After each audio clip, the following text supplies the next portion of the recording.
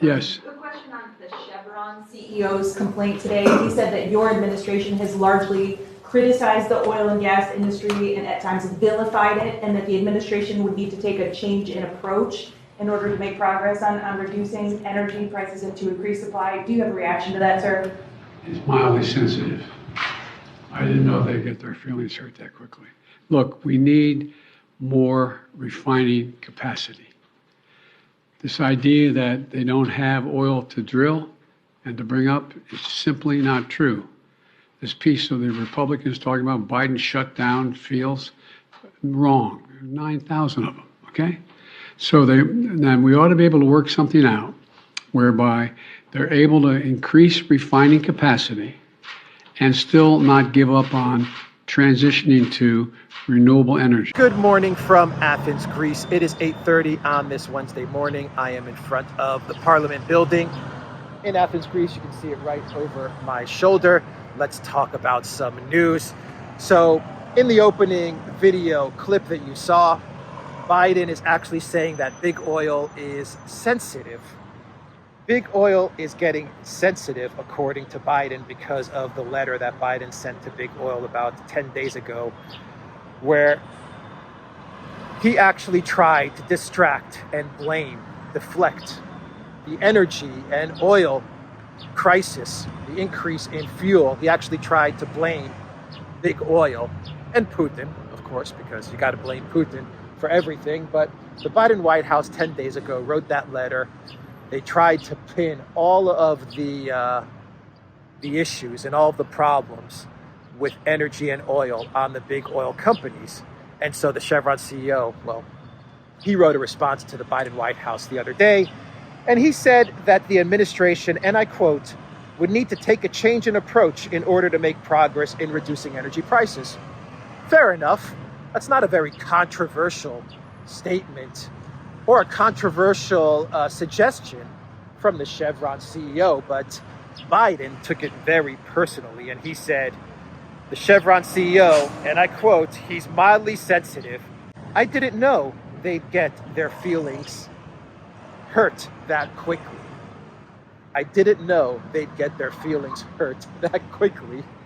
This is coming from a Joe Biden who, at strange moments, when you least expect it, goes off the rails and challenges people to push-up contests or calls college students dog-faced pony soldiers, or lashes out at the audience when he's giving a speech and starts yelling for no reason about all kinds of various off-topic subjects and corn pop and come on, man. This is Biden talking about someone else being sensitive and getting their feelings hurt. Anyway, this Biden White House is a complete freaking train wreck. I was thinking today about all of the leaders in the collective West, say of like the big like G7 countries. And you look at Biden, Harris, Trudeau, Freeland, Olaf Scholz, Ursula von der Crazy. How in God's name did we end up with all these people? Oh my God, the one person is worse than the next. I can't figure out who's the worst of that bunch that I just named off. At this point in time, I'm starting to think that out of all of like the G7 leaders right now, that and Boris Johnson, of course. How can I forget Boris Johnson? Out of all of these leaders, I'm starting to think that Macron is the best of the bunch. It pains me to say it, but out of all of these guys, Macron seems to be the only one that has a little bit, just a little bit of sensibility to him. Just a little bit. No wonder they all run to Kyiv to meet with Zelensky. Zelensky puts these guys to shame. Like, these guys probably look at Zelensky and they say, wow, this guy is really a great manager. He's a great administrator, fantastic leader.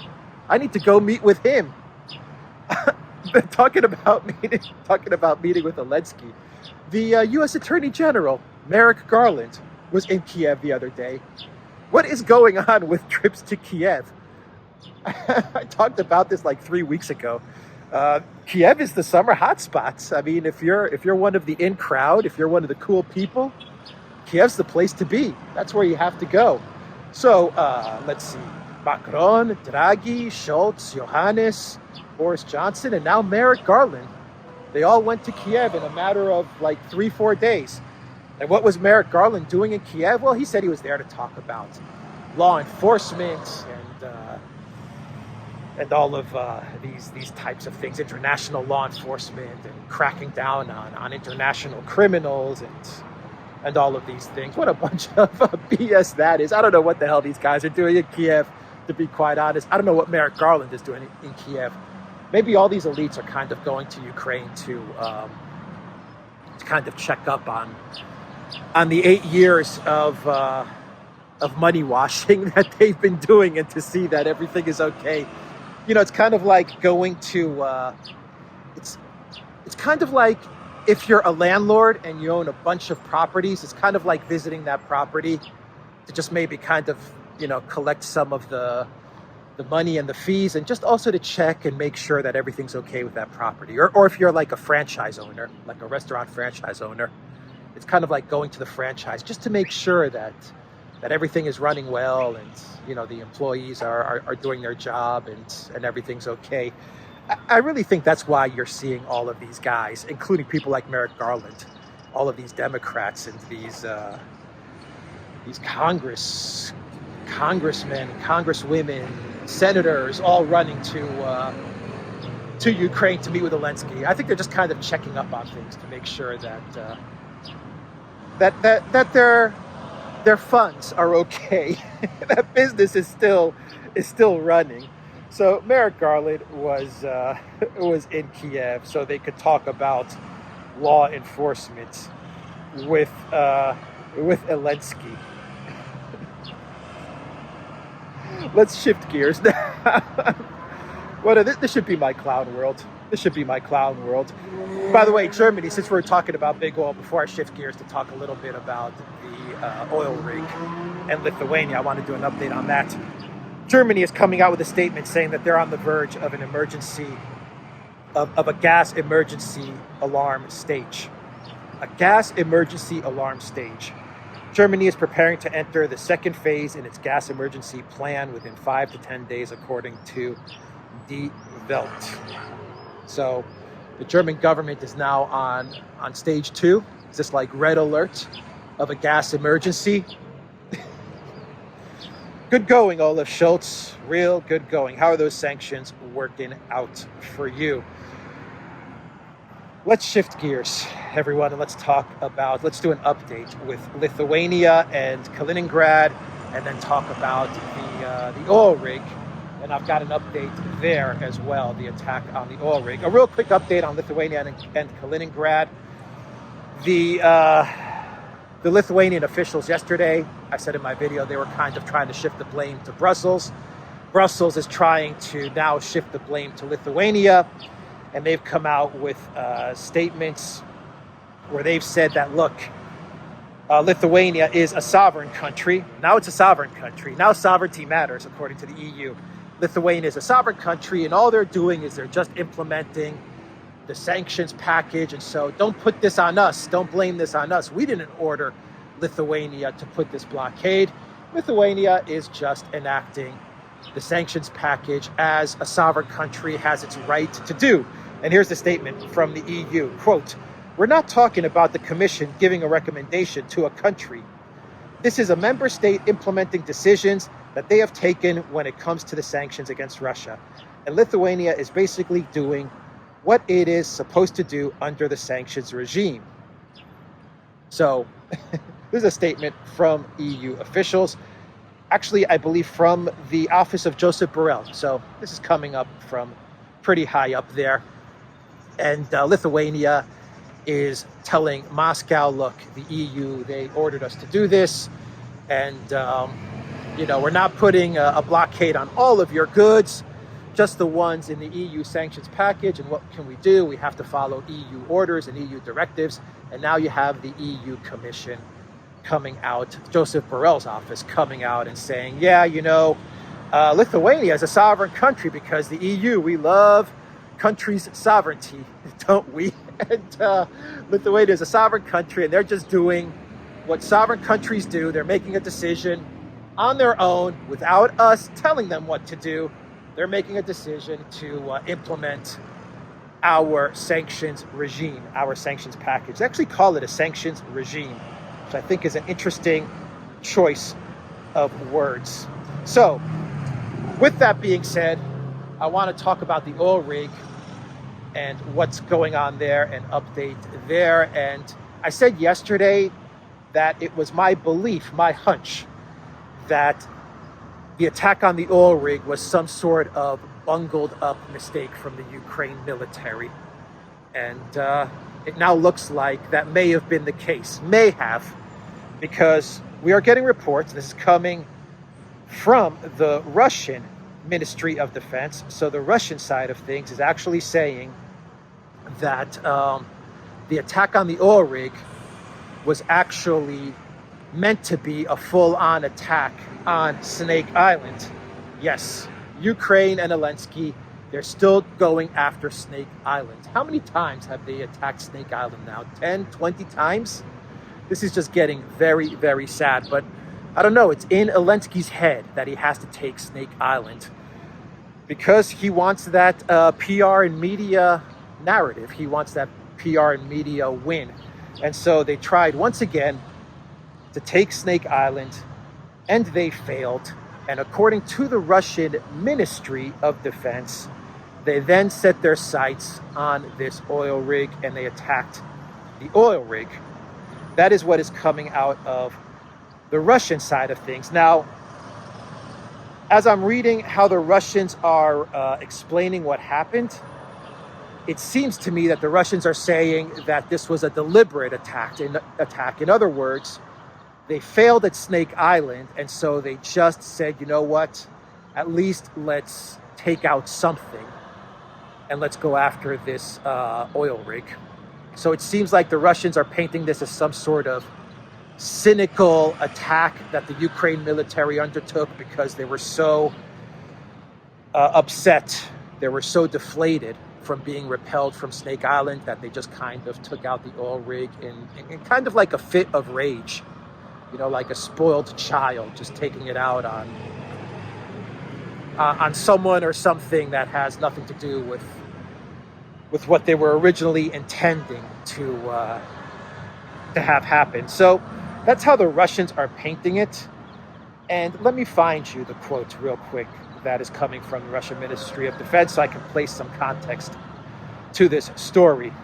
Ukraine used a Turkey-made Bayraktar TB2 strike drone and anti-ship missiles to attack Russian offshore gas rigs in the Black Sea on Monday, the Russian military said in a regular media briefing on Tuesday. The attacks against non-military infrastructure, which left 3 people injured and 7 missing, were done out of spite over a failed assault on Snake Island earlier in the day. So that is coming straight from the Russian Ministry of Defense. I have heard analysts say that this was not done out of spite and just done out of incompetence. In other words, the Ukraine military was going after Snake Island and they got repelled from that attack on Snake Island, and then they just started to hit the oil rig out of just incompetence. It wasn't so much out of spite than it was out of just incompetence and out of just a complete holistic failure to attack Snake Island, and they hit the oil rig. Either way, the oil rig, the attack on the oil rig was actually meant to be an attack on Snake Island, which failed, which completely and absolutely failed. And before I get to my clown world, I want to talk about 2 quick stories, 2 very quick stories. And I was talking about leadership in the opening segment of this video, and I mentioned Trudeau and Freeland. Well, it looks like Canada, under the wise guidance of Finance Minister Chrystia Freeland, who, whenever I mention her name, I have to put a disclaimer, which is, please do a Yandex search on Chrystia Freeland so you can find out her complete family lineage, which will explain her absolute hate for the Russians. If you do that, you will begin to understand why she has it in for the Russians. But anyway, under the finance minister, Christoforou, it appears that Canada is going to be confiscating Russian assets. This is going to end really well for the Canadian financial system, for the trust in the Canadian financial system. This is not a good idea. But Christoforou, in her hate, she is now pushing forward legislation that will allow the Canadian government to confiscate sanctioned Russian assets. Quote, "We hope that budget legislation will be adopted in the coming days for the first time for Canada to include measures that will allow the confiscation of frozen and sanctioned assets," Freeland told journalists. She added that the issue has been already discussed with the United States and other allies. Of course it has. "It's very important to find funds to rebuild Ukraine, and I don't think of a better source of that funding than confiscating Russian assets to rebuild Ukraine." Or in other words,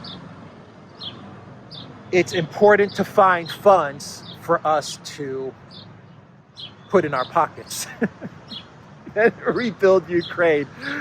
Just replace Ukraine with our pockets and you get an understanding as to what Christoforou means. But this is a terrible, terrible precedent. Of course, the minute you start going after sanctioned Russian assets, well, once that gets passed into law, you're not that far away from just going after other people's assets that you feel aren't in line with your government and your regime. So you're not far off, once you get this into law in Canada, you're not far off from broadening this out and just confiscating anybody's assets who you feel may pose a threat to the Trudeau regime. So a terrible precedent being put in place in Canada, but once again, what else would you expect from someone like Christoforou? And finally, before I get to the clown world, let's talk about Turkey and the statement coming out of Ursula von der Crazy, where she is saying that Turkey is far, far away from entering the EU. Today's Turkey is further from the EU than it was decades ago when it applied to join the bloc, according to European Commission President Ursula von der Leyen in an interview published on Tuesday. Spanish news website eldiario.es asked von der Leyen on Monday about Ankara's prospects for finally joining the European bloc. She replied, "There is no progress, and this is enough. So it's in Turkey's hands to change something about it. The accession process is flexible to the extent that it very much depends on development in the applicant country." So Ukraine is going to become a candidate country and is going to be on the path to enter the European Union. But Turkey is not going to enter the European Union and is actually moving further away from the European Union. By the way, Ukraine yesterday blocked the most popular opposition party. They actually seized the opposition's party in Ukraine. They seized their assets just literally yesterday or 2 days ago. Actually, that's the party of Medvedchuk, who is being held hostage by the Zelensky regime. So his party had their assets seized yesterday by Ukraine. You know, in a real show of European democracy and human rights from the Zelensky regime. So Turkey is moving further away from Europe, but Ukraine, well, yeah, they're on a European path. That's what we're supposed to believe. All right. So that's the statement coming out of Ursula von der Leyen. It was an interview with a Spanish publication, and I just remembered a story that I read this morning where the Biden White House, in a telephone call with the Spanish Prime Minister, and they were talking about the June 29th NATO meeting, and Biden was thanking Spain for sending weapons and money to Ukraine and all of these things. The Biden White House actually called the Prime Minister of Spain, they actually referred to him in the readout as the President of Spain. And they did it in multiple instances on the readout, not knowing that it is not the president of Spain that Biden was talking to. It is the prime minister of Spain. And I just kind of remembered that story as I was reading the Ursula von der Leyen interview, and it was done with a Spanish publication. I have one more interesting story here that I just kind of stumbled on, and before I get to my clown world, it's the story about a Polish general who, the former head of the Polish National Security Bureau, General Stanisław Koziecki, who actually said that NATO should consider hitting Russian planes. The former head of the Polish National Security Bureau called on NATO to deliver an ultimatum to Russia. Either Moscow stops missile strikes in the western parts of Ukraine near NATO's borders, or the alliance impose a non-fly zone over Ukraine. This is not acceptable, Koziecki claims. According to him, the fact that Russia is apparently using dual-purpose missiles capable of carrying out nuclear warheads gives NATO every reason to take steps to mitigate the risks. Quote, "We have all arguments to take preventative measures and to inform Russia that if it does not stop attacking our border with long-range missiles, then from someday we will introduce anti-missile protection over Western Ukraine." There are reports, I wanted to bring up this story because there are reports, unconfirmed reports, that in the west of Ukraine, they're trying to build some sort of Israeli style of Iron Dome. Now, I don't buy this, I don't think it's true, but there are reports out there saying that Ukraine is trying to really beef up its protection of the West. And this comment coming out of this Polish general, to me, kind of confirms that the protection of the west of Ukraine is on Poland and Ukraine's mind in a big way, and probably on the mind of NATO. We already know that they're very concerned about Odessa. I'm sure they're also very concerned about the west of Ukraine, and I'm positive that Poland is very concerned with the west of Ukraine, because sooner or later they could be possibly annexing that western part of Ukraine. So I wanted to just bring out that statement, and I also wanted to bring out a topic that I didn't discuss with Lithuania and Kaliningrad that I forgot to mention, which is that Lithuania is actually broadening out the blockade a bit to blockade these materials, these construction and energy materials, not only via rail, but also via road. So I forgot to mention that earlier in the video, but Lithuania is not only blockading the railways, but they're also blockading road transport of these goods to Kaliningrad. So I thought I would mention that, because it seems that Lithuania is, instead of perhaps trying to ease tensions, it seems like they're ratcheting up tensions. Not a good idea. So let's get to our clown world and we will wrap up this video. And this clown world has to do with another game-changing weapon. And this game-changing weapon, I'm going to actually put a video on the screen so you can see this game-changing weapon as I walk over to where the guards are, and you'll see some of the tourists assembling so that they can see the changing of the guards. Right there. Oh, there they are, walking our way. So well, let me put up the video. Let me put up the video so you can see this game-changing weapon.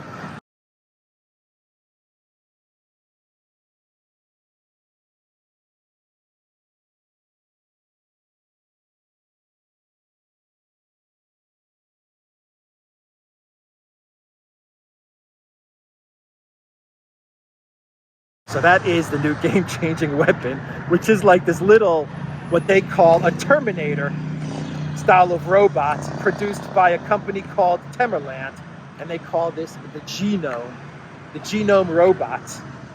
And supposedly this genome robot is a game changer, and it's going to allow the Ukraine military to operate in a more stealth manner. And this robot actually has like a gun, and it can fire off rounds to hit the Russian military. I'm a little distracted. Let me actually show you what I'm seeing.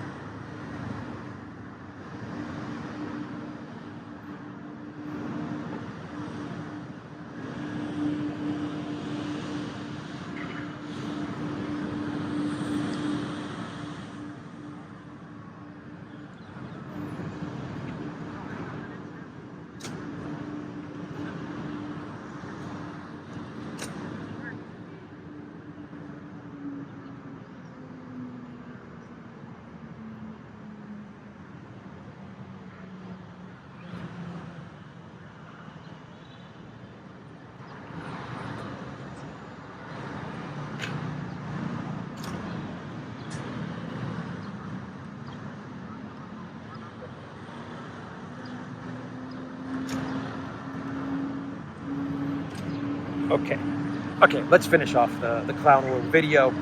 So, according to Forbes, Ukrainian forces are set to receive an uncrewed ground vehicle, a UGV called the Genome, that is no bigger than a standard microwave and weighs around 110 pounds.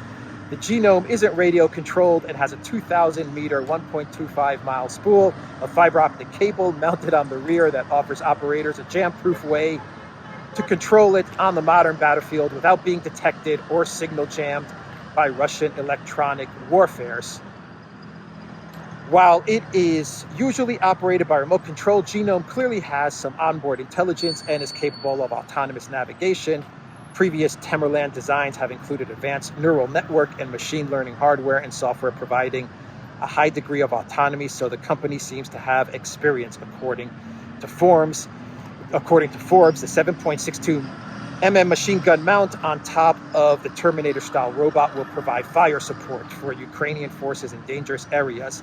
The UGV can also transport ammunition or other supplies to the front lines and even evacuate wounded soldiers with a special trailer.